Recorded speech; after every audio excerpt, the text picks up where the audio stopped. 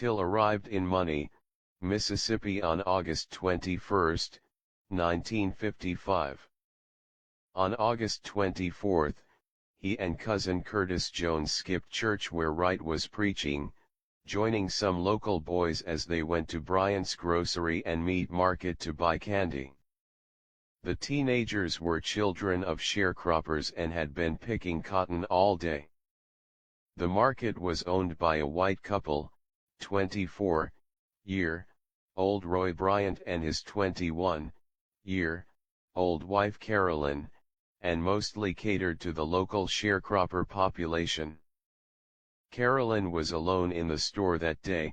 Her sister-in-law was in the rear of the store watching children. Jones left Till with the other boys while Jones played checkers across the street. According to Jones, the other boys reported that Till had a photograph of an integrated class at the school he attended in Chicago, and Till bragged to the boys that the white children in the picture were his friends.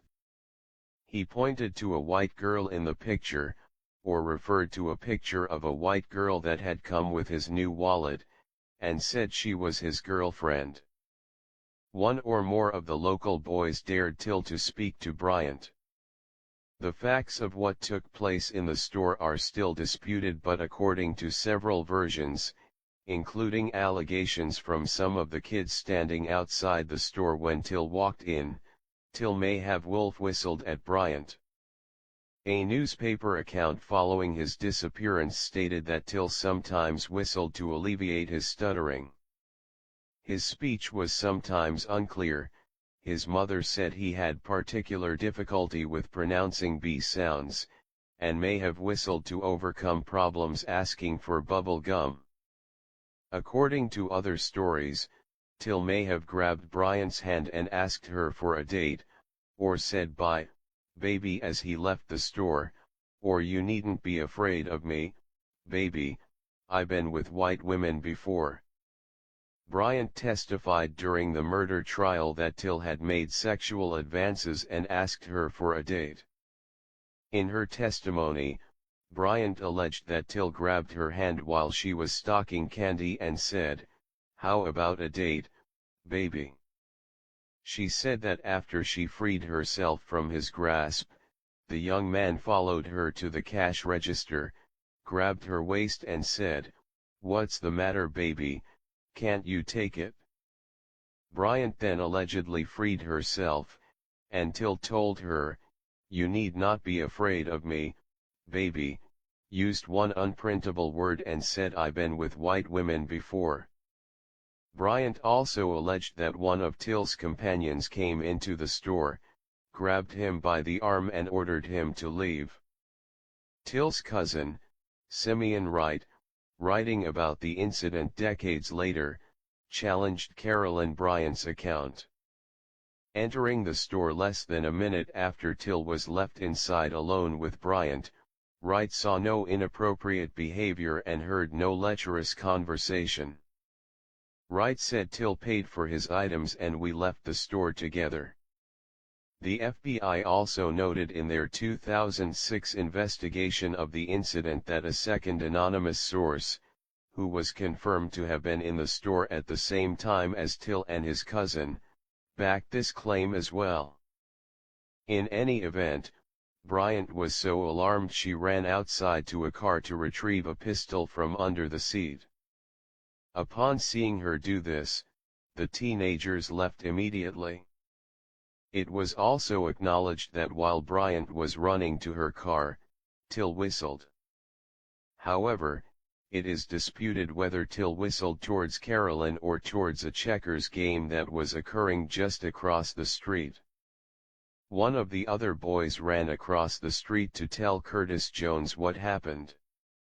When the older man with whom Jones was playing checkers heard the story, he urged the boys to leave quickly, fearing violence. Bryant told others of the events at the store, and the story spread quickly. Jones and Till declined to tell Mose Wright, fearing they would get in trouble. Till said he wanted to return home to Chicago. Roy Bryant was on an extended trip hauling shrimp to Texas and did not return home until August 27. When Roy Bryant was told of what had happened, he aggressively questioned several young black men who entered the store. That evening, Bryant, with a black man named J.W. Washington, approached a young black man walking along a road. Bryant ordered Washington to seize the young man, put him in the back of a pickup truck, and took him to be identified by a companion of Carolyn's who had witnessed the episode with Till. Friends or parents vouched for the young men in Bryant's store, and Carolyn's companion denied that the young man Bryant and Washington seized was the one who had accosted her. Somehow, Bryant learned that the young man in the incident was from Chicago and was staying with Mose Wright. Several witnesses overheard Bryant and his 36-year-old half-brother John William J.W. Millam discussing taking Till from his house. In the early morning hours between 2:00 a.m. and 3:30 am on August 28, 1955, Roy Bryant, Millam, and another man, who may have been black, drove to Mose Wright's house. Millam was armed with a pistol and a flashlight. He asked Wright if he had 3 boys in the house from Chicago. Till shared a bed with another cousin. There were 8 people in the small 2-bedroom cabin. Millam asked Wright to take them to the nigger who did the talking. When they asked Till if it was him, he replied, "Yeah," for which they threatened to shoot him and told him to get dressed. The men threatened to kill Wright if he reported what he had seen. Till's great-aunt offered the men money, but they did not respond. They put Till in the back of a pickup truck and drove to a barn at the Clint Jordan plantation in Drew. Till was pistol-whipped and placed in the bed of the pickup truck again and covered with a tarpaulin. Throughout the course of the night, Bryant, Millam, and witnesses recall their being in several locations with Till. According to some witnesses, they took Till to a shed behind Millam's home in the nearby town of Glendora, where they beat him again and tried to decide what to do. Witnesses recall between 2 and 4 white men and 2 and 4 black men who were either in or surrounding the pickup truck where Till was seated. Others passed by Millam's shed to the sounds of someone being beaten. Accounts differ as to when Till was shot, either in Millam's shed or by the Tallahatchie River. The group drove with him in the truck to Bryant's store, where several people noticed blood pooling in the truck bed. Bryant explained he killed a deer, and in one instance showed the body to a black man who questioned him, saying that's what happens to smart niggers.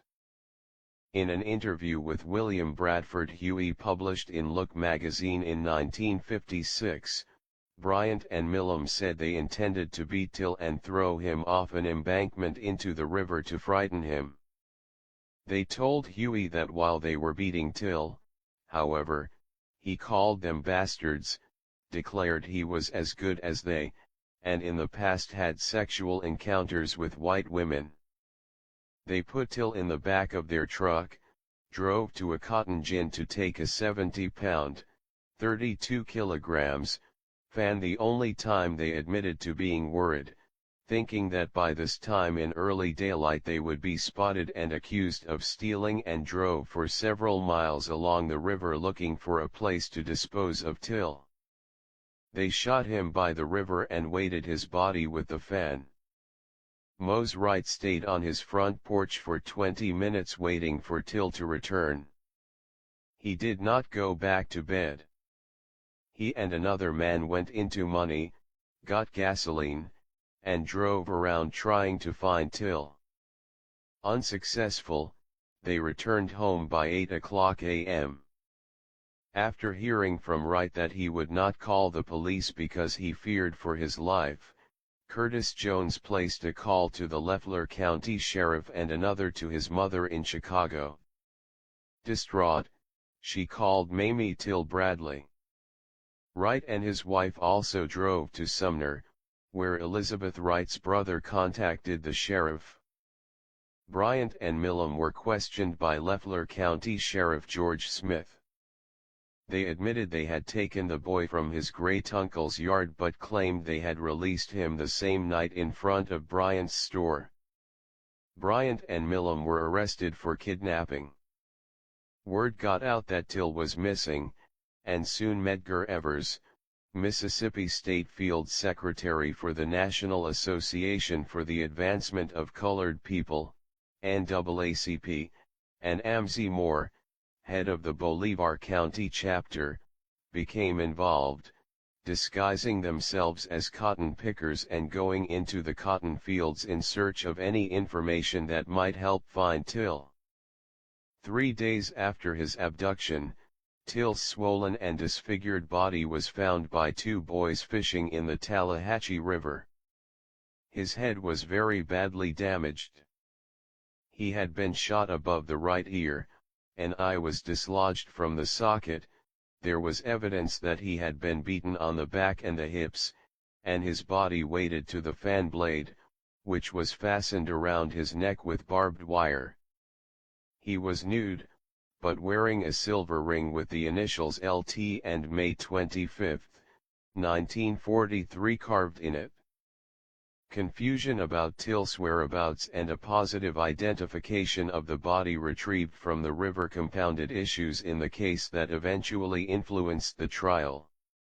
Hodding Carter in the Delta Democrat-Times, a local Mississippi newspaper, reported that Till may have been hidden by his relatives or perhaps returned to Chicago for his safety. The body's face was unrecognizable due to trauma and having been submerged in water. Mose Wright was called to the river and identified Till. The silver ring Till wore was removed and returned to Wright, and further passed to the district attorney. Stories from witnesses, both black and white, conflict about whether the ring was on Till's body and who knew he had worn it previously. Although racially motivated murders had occurred throughout the South for decades, the circumstances surrounding Emmett Till grew beyond the details of a 14-year-old boy who had unknowingly defied a severe social caste system. Till's murder brought considerations about segregation, law enforcement, relations between the North and South, the social status quo in Mississippi, the NAACP, white citizens' councils, and the Cold War, all of which were played out in a drama staged in newspapers all over the U.S. and abroad. When Till went missing, a 3-paragraph story was printed in the Greenwood Commonwealth and quickly picked up by other Mississippi newspapers. They reported on his death when the body was found, and the next day, when a picture of his mother had taken the previous Christmas showing them smiling together appeared in the Jackson Daily News and Vicksburg Evening Post, editorials and letters to the editor were printed expressing shame at the people who had caused Till's death. One read, "Now is the time for every citizen who loves the state of Mississippi to stand up and be counted before hoodlum white trash brings us to destruction." The letter said that Negroes were not the downfall of Mississippi society, but whites like those in white citizens' councils that condoned violence.